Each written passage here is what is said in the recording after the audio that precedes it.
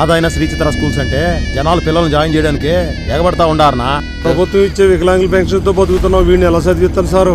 మీలాంటి వాళ్ళ కోసమే ప్రభుత్వం పిల్లల్ని చదివిస్తానంటుంది. అందులో భాగమే అమ్మఒడి.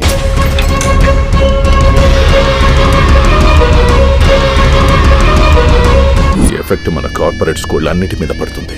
ఆ తర్వాత అందరూ గవర్నమెంట్ స్కూల్ అంటే పడతారో మనం ముష్టెత్తుకోవాలి.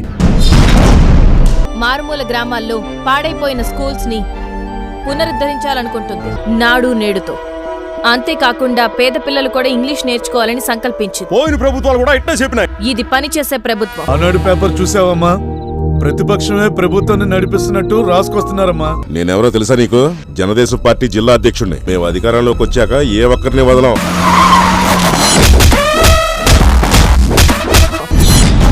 వెన్నుపోటు పొడిచేవాళ్లు ఎక్కడున్నా ప్రమాదకరమే. అది పక్క నుండి వెన్నుపోటు పొడిచేవాళ్లు అంతకంటే ప్రమాదకరం. మీలాంటి వాళ్ల వల్ల రాజకీయం, రథాలు తగలబెట్టడం, గుళ్లు కూల్చేయడం దగ్గర నుంచి ఇప్పుడు స్కూల్ పిల్లల వరకు వచ్చింది. ఫండింగ్ ఇచ్చేవాడికి పార్టీ అధికారంలో లేకపోతే పతనం అయిపోతామని మా నాన్నగారు ఎప్పుడూ చెప్తూ ఉండేవారు. అది ఇప్పుడు నిజమైంది. 16 నెలలు ఎన్ని విధాలుగా ముప్పు తిప్పలు పెట్టినా అన్నీ ఎదుర్కొని ఆశయం వైపు అడుగులేశాడు. అనుకున్నది సాధించాడు. ఎంతో మందికి ఈ రోజు తను ఆదర్శంగా నిలిచాడు. పట్టుదలతో ముఖ్యమంత్రి అయ్యాడు. ఆయన ఎవరో తెలుసుగా? జగన్మావయ్య. ఆమె సిన్సియారిటీ చూసినప్పుడే నేను అనుకున్నాను తన సీఎం రికమెండేషన్ అయి ఉంటుంది. ముఖ్యమంత్రి మా పార్టీ గనక అధికారంలో ఉండింటే నీలాంటి ఎదవల్ని దగ్గరకు కూడా రాణించేవాడిని కాదు. ఈ రూమ్ అంతా పసుపు నీళ్లతో కడిగించు. మీకు అరెస్ట్ వారెంట్ వచ్చింది.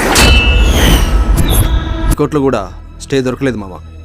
వేరే బెంచ్కి వెళ్ళి ఎంతైనా ఖర్చు పెట్టి ఖచ్చితంగా సాధిస్తాం. ఇది ఎంతవరకు వెళ్తుందో, ఏం జరుగుతుందో అని మీతో పాటు నేను కూడా ఎదురు చూస్తున్నాను. జనంలోకి మన కొమ్ము కాసే మీడియాను పంపించమంటారా అన్న?